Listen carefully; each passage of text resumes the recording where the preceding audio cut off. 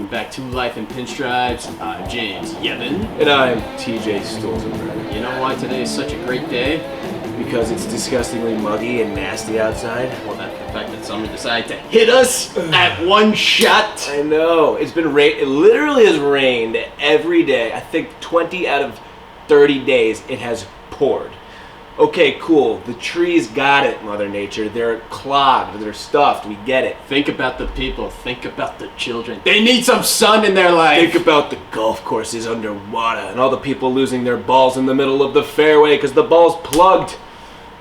I think we'll live. Okay, but anyway, that's not the reason why today is such a great day. Why is today a great day, James? Because we are in first place again. Yankees. Number one. I wish we had some sound, sirens, confetti, all that. We're in first place again. It wasn't expected, but as Yankee fans our entire lives, winning is what we do, and I and James are both pleasantly surprised with the squad, all the injuries, The Plan B Yankees, Plan everyone B. doing everything. their response to adversity. They have overcome, and I would say gone above expectations. Way above expectations. Way above. However, long season ahead. The Red Sox are becoming the Red Sox again. They've scored like 30 runs in 4 days. So I know it's a little frightening and Yes. a little intimidating because the Red Sox are capable of doing what they did last year. Yeah, Chris Sale, as we mentioned before, he didn't really have a preseason. He threw maybe 5 innings in the spring training. His spring training is now officially over. He had, 17 strikeouts in 7 innings the other day? Yeah, he was the first ever pitcher to do that, by the way. Oh, really? So think about it, 21 outs, so 7 innings, 21 outs, 17 of them were strikeouts. So Oh my 4 goodness. batters were able to make contacts for outs. That's insane. I've never heard anything like that. He probably could have kept on going, but he had 107 pitches. I knew he had a great day only because I was facing him in fantasy, and I was down 20 points already. Yeah. And I had the likes of George Springer going off. I had Scherzer having an okay day. And I'm like, okay, let's see how much damage I did. And then I was down by 50. Yeah. Wait, what? And, Chris Sale, great. I also had Chris Sale on one of my fantasy teams. He gave me 38 points that night. Yeah. But it was unfortunate. For those of you that know, that's a lot in baseball. For fantasy baseball, nonetheless. But anyway, he did not get the victory. In fact, the Red Sox lost that night. Anywho, yeah, that was the extra inning game, right? 24. They struck out 24 batters and they lost the Was game. that on Friday night? No, that was a few nights before. It wasn't against the Astros. It was against the Rockies. So What it I during meant the was, weekday. leading into, I just want to talk about our Friday night. Oh, our Saturday night. Oh, yeah. All right, Saturday. we'll get back to our Yankee talk. I understand. I understand. You want to talk about I'm our excited. fantastic night. It was a great time, and I want to give a quick shout out to some friends. We'll say high five. If you understand, She'll know what that means. Oh, she'll definitely understand. Hey, Alpha, shout out to you. And Jenna. Jenna, I believe that was the name. Jenna. Jenna. Jenna. Jenna I said sounds a Jenna. lot. Moving on. Okay. Good friends. James and I haven't really had a chance other than to get together, and we've loved hanging out and doing this podcast, but we haven't got a chance to go out like on the town and do anything fun. Get So- to know each other a little bit more outside the show. Obviously, he knows about my sports expertise. and all Yes, and obviously he knows about my handsome good looks. That's all I bring to the table. that. So you're the brawn. I'm the brains. I'm the brawn. That's pretty much what it is. I'm the brawn. I'm the brass, and I'm all the other metaphors. But anyway, before Saturday night, first of all, I want to mention and I appreciate those 15 texts you sent me at 3 o'clock in the morning. That was the first thing I wanted to mention. I got out of work pretty late, and I was just super stoked, and I was like, you know what, James, let's go out. And I know him. He's a really, really responsible dude. So unless I really attack and get in there and plant the seed of we're hanging out and let it grow, I didn't even let it grow. I just kind of threw a ton of seeds in the earth, and it was like one of them will grow, and we're definitely gonna make plans and hang out. Oh yeah, and we did. It was all about time when it was going to be, because I think a few days before I originally texted you like, okay, yeah, I'm down to hang out on Friday night. Yeah. And then I got your text. I'm like, okay, I wasn't I'm gonna get out of work till 11 o'clock at night. So I was a little worried that I would put a damper on things, but guess what? James was ready to go. It kind of worked out. Well, I was actually at a bonfire in Southington. Yay. So I'm like, when you texted me originally, I'm like, I'm going to try to get out at 9:30. And 9:30 originally was the time I got to the bonfire. I'm like, uh-oh, am I only going to be there for like 10 minutes? Ended up working out. You got to hang out there for 2 hours. Yep. Have a great time. Of course. And then I got to meet him after work, head towards where I was living in Southington. That's perfect. So we drove on down to New Haven and went to this place called Bar, which was totally unexpected that we were going to New Haven. So yeah. when you first text me that, I'm like, uh-oh. Well, to be honest, a lovely lady named Hoffa gave us directions to an ambulance an EMT building center. First of all, let's talk about how ironic that was, by the way. On a day, where we're supposed to be hanging out, having a good time, and then it takes us to an EMT. We were in the middle of nowhere. All of a sudden, we take a turn. I'm like, yeah, it says 0.2 miles on the right, and all I see is a line of like 30 vehicles, all EMT vehicles, like one of those like bus depots, but it's an EMT depot. And then it was just darkness, and I'm like, I really don't think this. It was also 11:30 at night. It almost looked like a place where I don't want to be at 11:30 like a at night. chop shop, but like a legal one. First of all, New Haven. At least your phone still had enough juice in it that we can text the person. Thank you. Because think about it. We did have a great time. Oh yes. We got there right around 12. The place was open or 12:30. The place was open for another hour and a half. We couldn't find parking on the street, so we had to park in a parking garage. And remember that because it's gonna lead to the next funny thing. But anyway, continuing. I will say, like, it was an awesome night. I'm not the nightclub type. I don't know about you listeners out there, but I am. James, he's the nightlife guy. He likes to go clubbing and partying and going to bars and stuff.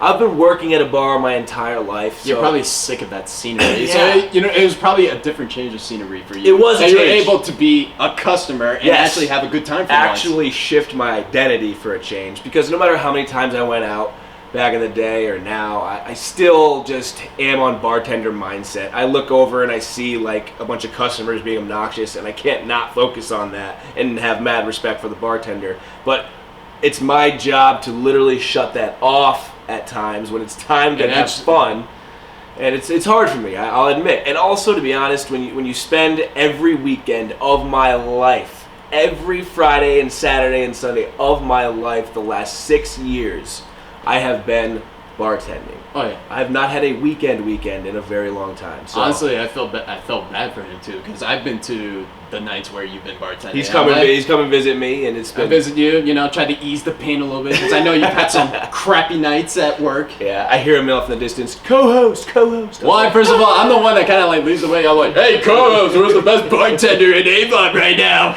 Sometimes you'd walk in on a night where like something really, it's like, I love the good energy you would come in with, because something really awkward or weird might have just happened. Oh, yeah. And it'd just be like, I just like had a customer like get sick or be evil or something like that, and then it just hear like, TJ, co-host. I'm like,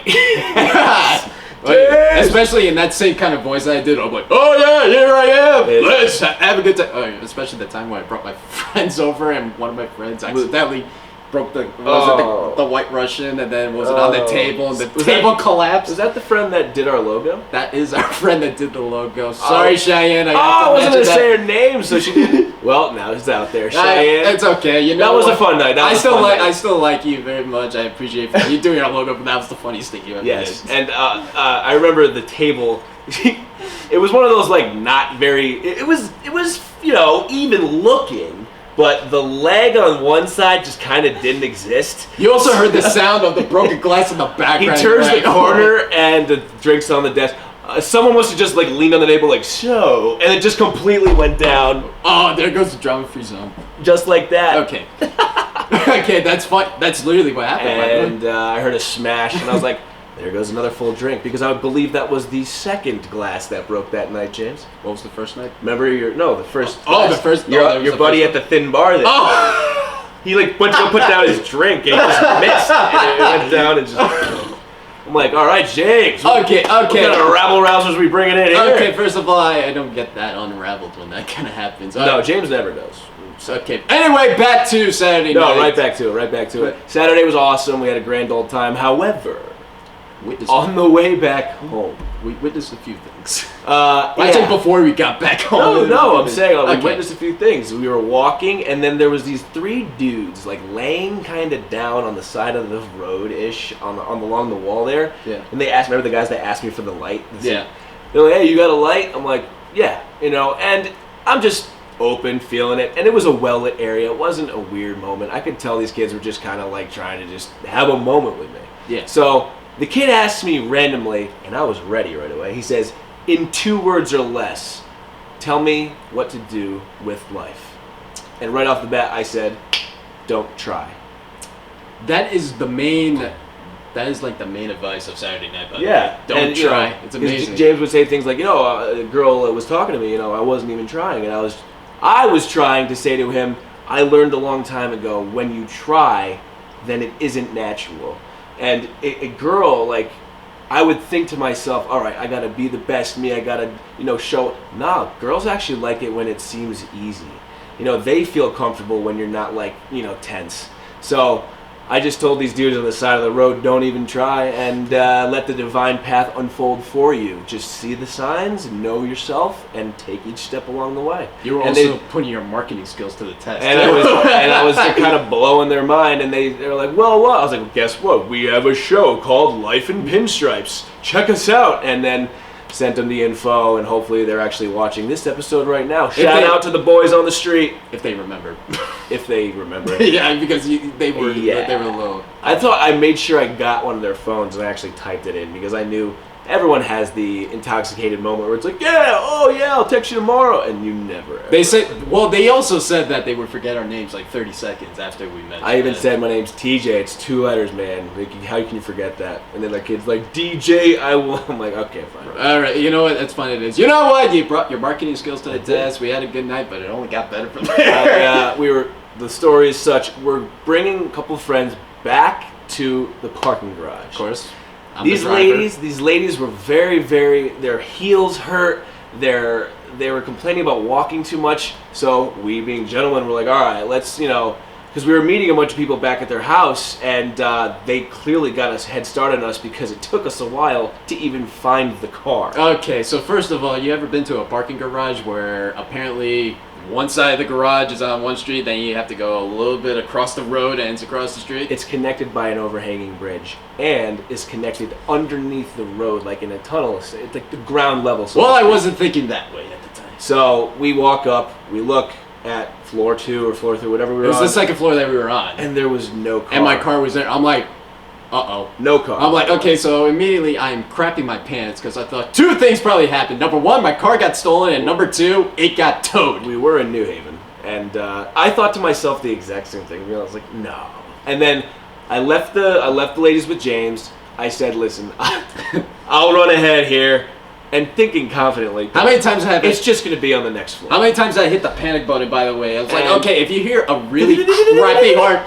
I run up, nothing. No sound. Well, I knew it wasn't that high. Crappy horn. I run down. Nothing. I go all the way up to the top floor. Like, where the hell is the car, dude? I don't know. It's like... So we start kind of panicking a little bit.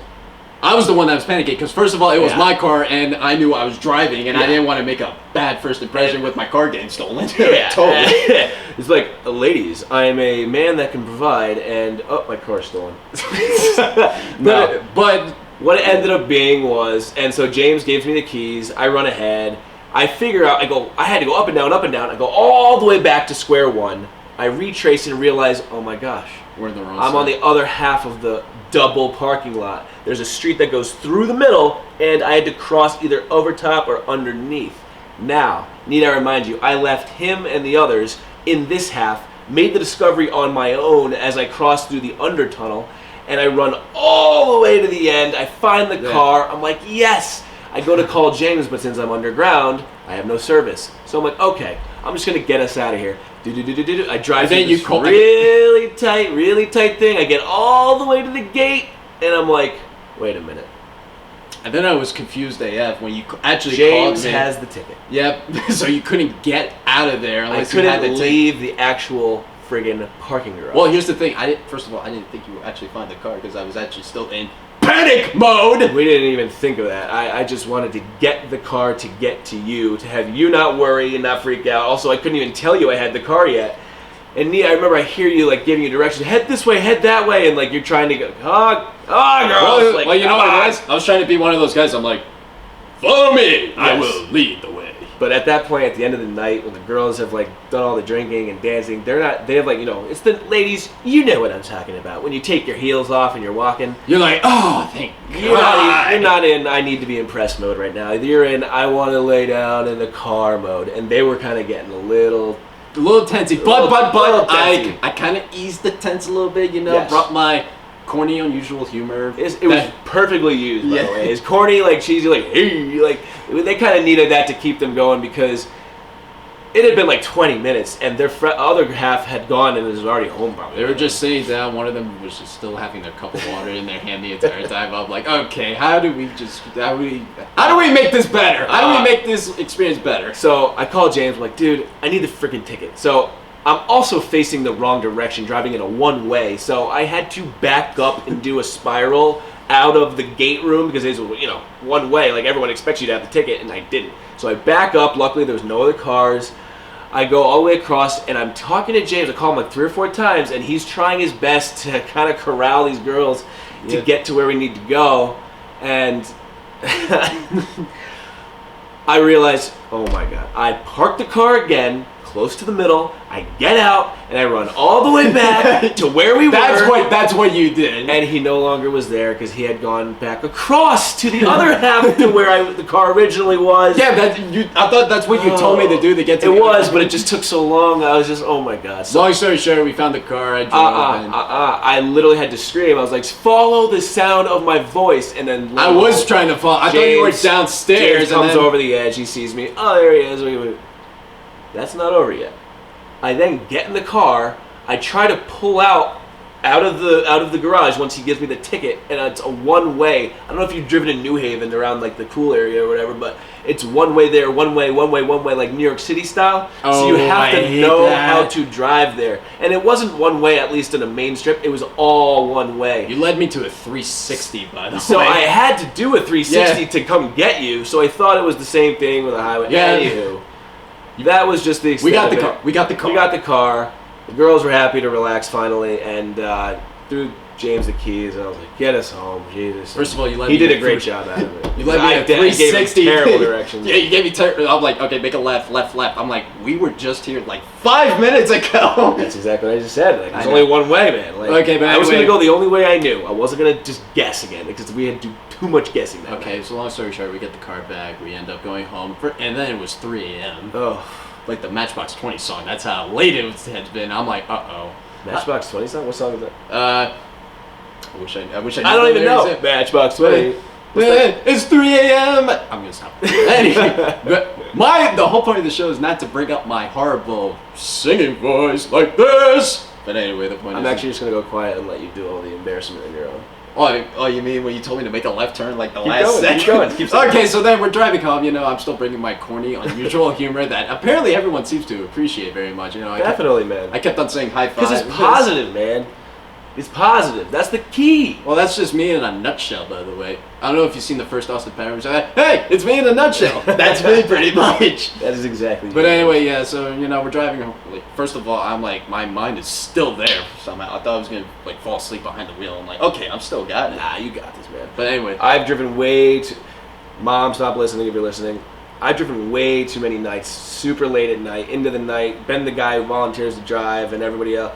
And my Lord, many times have I had my eyes like I had to hold them open and would like come back to, and I'm like halfway out of the lane, like. Whew. It was just a good night. We had some solid conversations too. Yeah, we did, and we got a chance to connect. James said something very nice to me, and I was appreciative of it. He's essentially, we're doing for each other what I feel like all podcast co-hosts should do, but more so what friends should do. Yeah, and exactly. You should help each other, maximize each other's skill set, gather other tools and experience, and expand on them. And also, like, peel back the layers of the things that make you not who you are.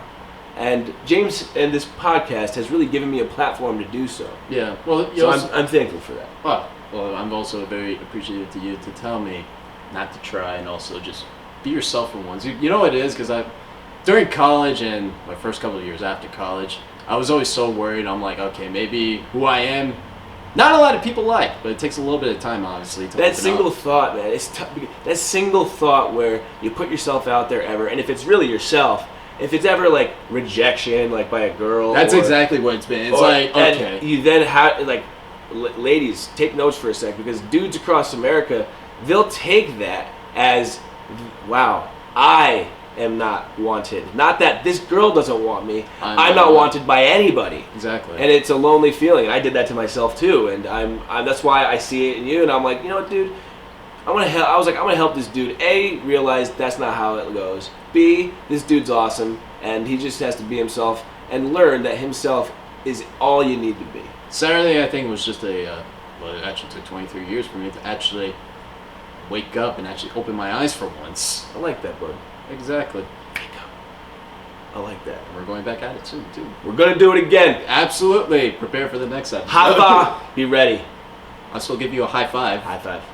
Oh, we didn't talk about the joke, by the way. What was it? That dude. Well, my corny joke again.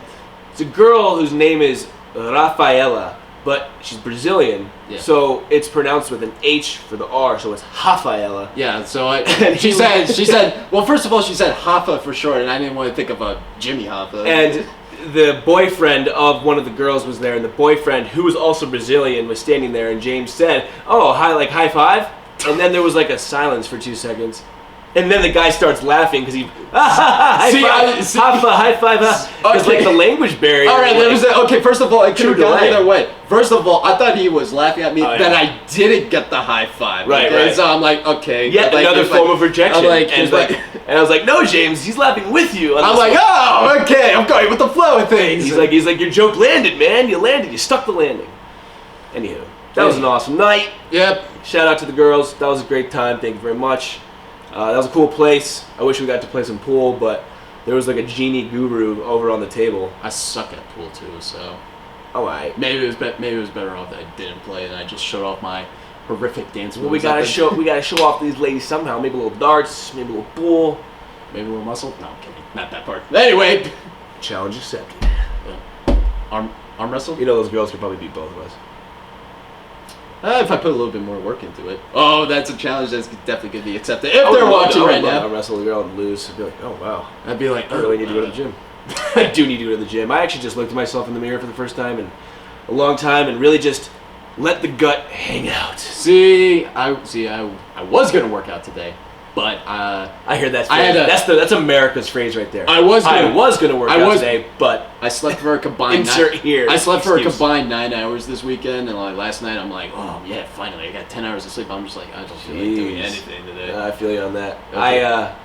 Well, for 6 years I didn't sleep at all over a weekend, so there's the only category in life where I'm like, I totally actually understand what you're saying, because I, until recently, did not realize how important sleep was. I would wake up a complete zombie every single morning. Mm-hmm. And now, lately, I've been getting to bed earlier. I have a different job, and I've been getting into the flow of life a little bit more. You've actually been able to hang out with I've been actually able to hang out. It's been cool. So, and there's still plenty more ahead. And yeah, for the love of God, TJ, go to bed. Remind yourself. Go to bed. I'm probably going to be going to bed at night. The world is still going to be there the following morning. Okay. Until eventually it won't be. But I digress. We just really incredibly digress. Moving on to other things that are exciting. What's not exciting is the Warriors. Oh, of course. Come on, it's lame. 3-0. 3-0 against the Blazers. Come on, it was complete. I thought they had at least one game ahead. Actually, the not Warriors. The Blazers were up twice in game 2 and 3. They gave back. Couldn't close. They gave it back, and that's about the extent of how long we're going to talk about the Warriors, because I'm sure. Oh, your brief NBA playoff update. Yeah. Golden State Warriors are still up.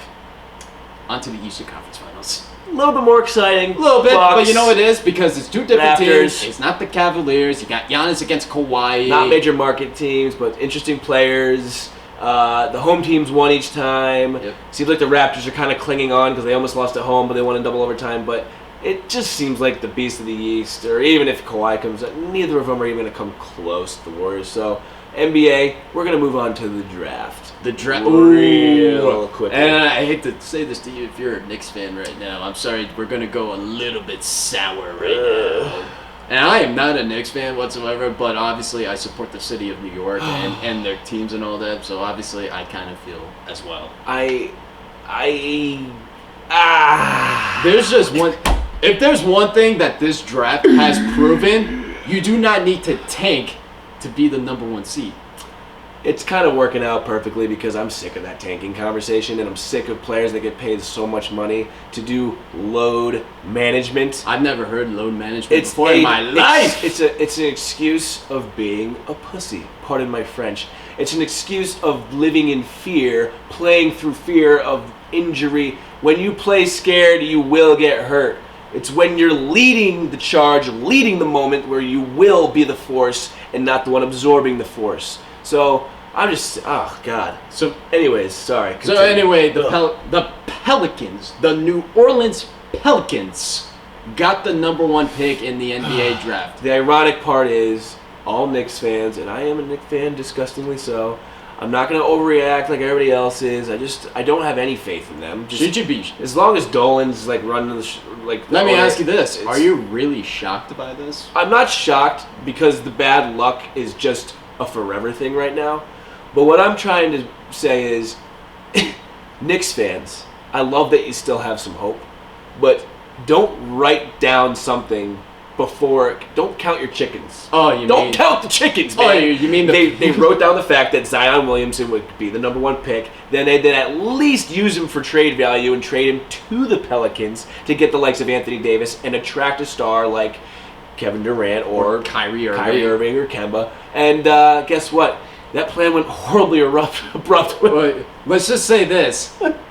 You want to talk about, counting your chickens, people getting tattoos of like Zion and the Knicks logo. It's just be like, what the hell is wrong with you? It's actually kind of ironic because the tattoo works out. Like, tattoos are supposed to be a memorable moment, and guess what? It's going to be remembered now. Well, yeah, you're going to be remembered as the biggest freaking idiot in all of America right now. Yeah. So anyway, the Pelicans got the number one pick. The Knicks got the 3 pick, which is horrendous because they were the worst team in the NBA. Grizzlies got the second pick. You know, it's only a 14% chance. The worst team in the NBA still only had a 14% chance. I'm like, why are they calling this? Is that a lock? Is that all it takes? If a 14% chance. So you're telling me if I win, say that I go 3-79, I am most likely probably not gonna get the number one pick. And 40% is not that much. It's 86% means you're not gonna get it.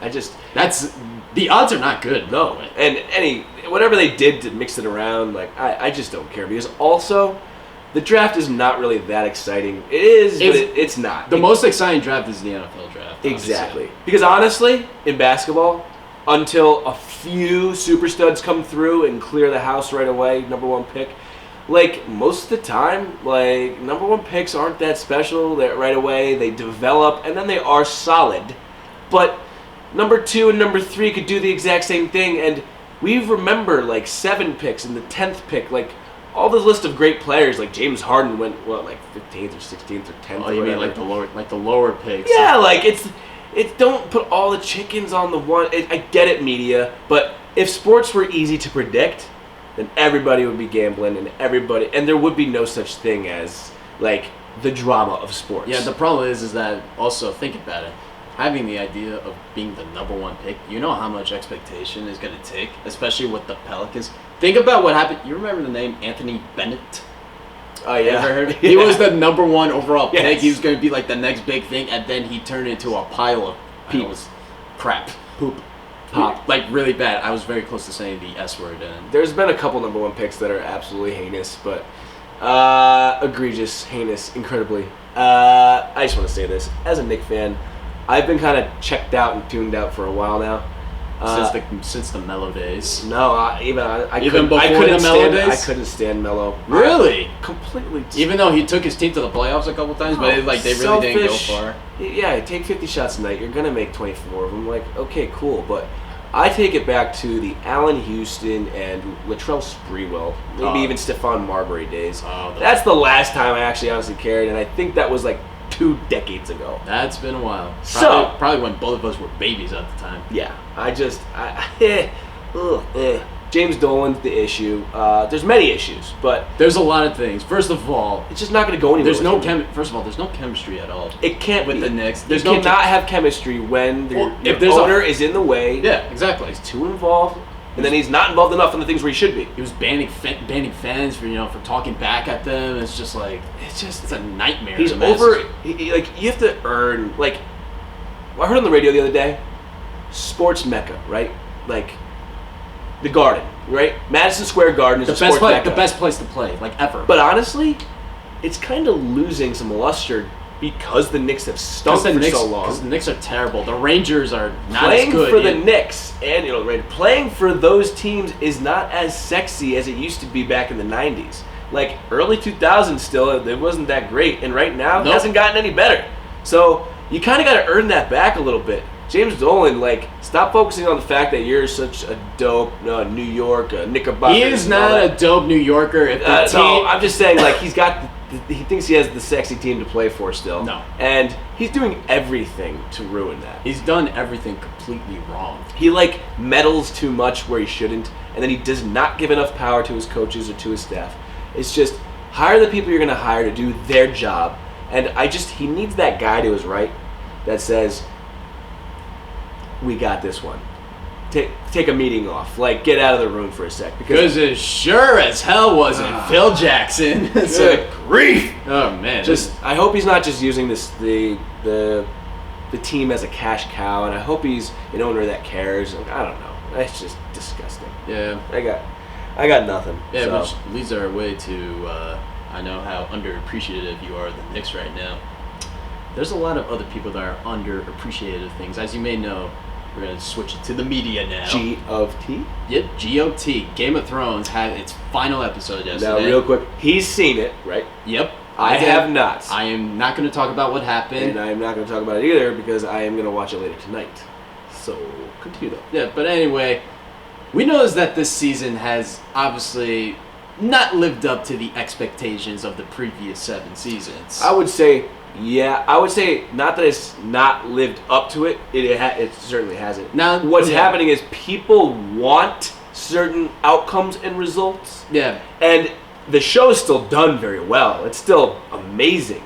But it's taking turns, and only 5% to 10% of the population actually like that route. And you know what? Do we all want the storybook ending? Sometimes, of course we do. Oh, yeah. But to be honest, I love when directors and storytellers and George R. R. Martin, when they take a chance and make it the one we didn't expect, that leaves us with a weird taste in our mouth. I agree. But here's the part that pisses the crap out of me. The fact that people wanted a goddamn petition to rewrite the season. I'd be like, are you guys out of your freaking minds? Honestly, there was, the story said it was up to over 1 million on the petition signed to redo the $500 million 8th season. Exactly. Think of it this way. Game of Thrones. Game of Thrones! The most anticipated TV series right now in all of entertainment media. You think of the top 10 shows of right now, and Game of Thrones is one of them. Back in the day, when Sopranos was around, before HBO, people would go home and always have to watch 24 when it was on whatever night at whatever time, because on demand wasn't as popular and a la carte television wasn't that great. Game of Thrones is the first time we've actually gotten back to Sunday night, 9 o'clock. I know where half the world will be. You know? Because this was the first show that actually had that kind of expectation since Breaking Bad. That's how long it's been. Now, Breaking Bad ended in 2013. It's been 6 years, so wow, it's been a while. Yeah, I know it's been a while. Jeez. But anyway, think of it how difficult it is with a show of that kind of expectation to actually write it out and make sure it works with everybody. Now, I'm not sure. We said 6 episodes. They were an hour and a half. Yeah, but still though. What the other seasons were 10. Some of them I think were more. But that's 10 hours. 6 1.5 is 9 hours. Yeah. But they still have so many storylines. There was a lot sew up and to tie, and I guess people are upset at the open-ended whatever. You know what, people? That's where you're supposed to use your imagination and make the story your own. Because guess what? it's not real in the first place. Exactly. That's why it's called a fantasy. But also, it's your responsibility to actually have an iota of creative power in your brain, but I don't think most of the world does. They rely on the creative artists in the world to do that for them. Thusly, they cannot think for themselves. Thusly, they whine when it doesn't go their way, and they're not open to the idea of other endings in life. Yeah, I think also with a show like this, the show being on since 2011, so about 8 years. Yeah. A lot of people, they wanted the storybook ending because they invested in all those years, and that's what they said about The Sopranos, because we all know, you've seen the ending of The Sopranos, have you? Yes. We're going to keep it that way. If you haven't seen The Sopranos, first of all, you gotta watch it. Yes. I would say the same thing. What James was saying is, honestly, a lot of people devoted, like, I watched Game of Thrones at the beginning. I remember being in my college dorm room in 2011. I was a junior. I remember saying to my buddy Mike Cook, who's getting married in a couple of weeks, by the way. Really? And I'm going, shout out to Mike Cook. Congratulations, Mike. What minute is this? 30? At the 35. I'll remember to shout. I'll text him that. Yeah. He was like, what's this? I was like, I'm watching Game of Thrones. It's pretty good. And I remember thinking to myself, Sean Bean. He was like, what's the cast? Mike Cook. And love the man. Did you actually speak in that accent? No, Mike had this like kind of Seinfeld, like cool, like Southington, Danko, Gavoni, he'll know what that means, kind of thing going on. And I miss the man. I can't wait to see him this weekend, or in 2 weekends, but or 3 weekends. Anyways, I digress. He even said like they were really into it. Like Game of Thrones, take it or leave it. But then when I kind of told him, I was like, hey, Sean, that main character, the only actor you recognize. Spoiler alert for season 1, gonna do it. Okay. They kill off the most famous actor right away. Like that, pretty much. Yep, and the head goes that way and the body goes that way. That was the moment where it caught my eye for Game of Thrones. Yeah. By the way, when they killed off one of the main characters in the first season. Yeah. Nonetheless. It's like, wait a minute. I'm not comfortable. Nobody's safe now. Actually, I think a lot of people know what happens in the first season, Yes. since it was very anticipated. And but still, spoiler alert. What I was leading to from before was people who have watched it from the beginning, such as us. Yep. We did invest a lot of our life, but there was a lot of life lived within it. Like, it wasn't every day. It would be a season, then we have to wait a year, then a season, then we wait a year. Except for between 7 and 8, which was like a year and a half. Right. Exactly. So it's an investment, I get it, but a lot of people came to this narrative late and just binge watched it in like 2-3 weeks because it is that good. Oh yeah, I watched like 2 to 3 episodes a day. And That's how who good are it was. you? Who are you to just get out there and petition and let's be honest. I want to see you write an episode. Yes. Think of it that way. On top of not realizing how difficult it is to do anything in the film industry or television industry, HBO pumps out gold all the time, and so many times is it not appreciated. But I'll say this.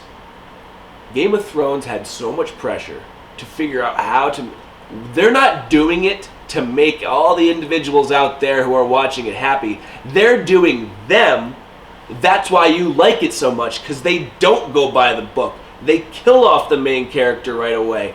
They keep you guessing and just interweave 7 to 8 detailed storylines all at once. And when it comes to a head in a negative, gross, dark way, wow, sometimes that just blows your mind and you don't know why you like the show so much. People that are petitioning, face yourself, face the fact that it's over. First of all, that's why they're upset. The fact that it's over. Also, we live in a society where you can't appreciate everybody. Right. You could do the best thing ever. You could give $1 to a homeless guy and be like, why'd you do that? But you're going to offend somebody somewhere who's like, I worked for every dollar I have. I'm offended that you gave $1 away. Like, it's someone else's business. Don't just mind your own. Point is such though. James is right. We're the age of the offended. Like, why are we even saying, I don't like this ending? Like I said, I didn't like the season as much as the first 7 seasons, but I'm not going to write a petition or rewrite it. It's a perfect example. James wasn't thrilled with how it went. It wasn't his cup of tea, but he had his fun. He did his thing, and he's not going to have his life be like ruined because of it. A lot of these people who are zealots, and zealots they are, for being super into it and being kind of out of control.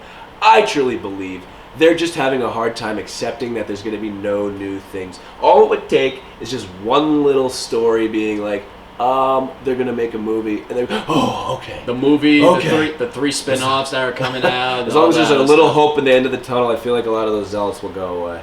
Yeah, pretty much. Yeah. Wow. Think about how much time we went through.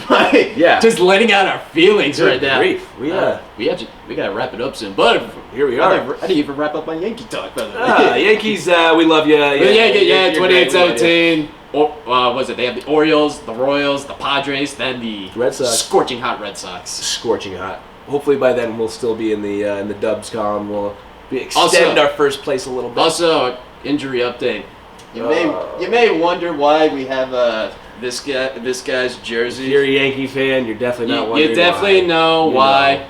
This guy, and I said it in the last episode, do what's best for your team, and if it involves taking a season-ending surgery, then that's what it's going to take. So he's 23 years old, so wishing nothing but the best. It is a scary surgery, and that's a man's career on the line, going under the knife of a surgeon. And it seems like we saw a tweet that he had a picture of himself after the surgery. It seems like successful. It went well, so he's expected to be ready in spring training. I would say speedy recovery, but no, take your time, man. You saw what happened when you came back too fast. He's expected to be back in the new decade.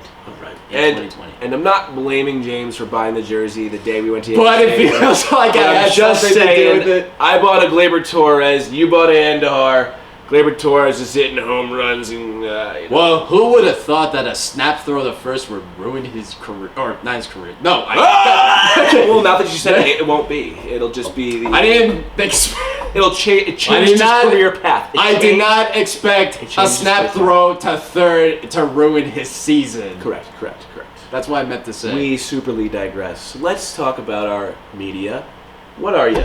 What am I? Oh, I'm James Yevon, by the way. I'm TJ Stolzenberg. Reach out to us at this and that. Twitter, Instagram. If you watch the first 30 seconds. Put them up right here, right below my fingers. All right, Put my handles right here, and this one over here and here. All right. That's actually pretty cool. I like that. Yeah, so we just do that, or you hit that subscribe button, right here. All these other beautiful things. But think about it. Are people actually going to watch this at the 42nd minute mark? Yes. You better! He's James Yevon. Yes, sir. I'm TJ Stolzenberg. We thank you for joining us. And we'll see you next week. Yeah. As I always say, peace out and rock and or roll. That's good. That was quite good. When we enter those flow tabs, man, we use you.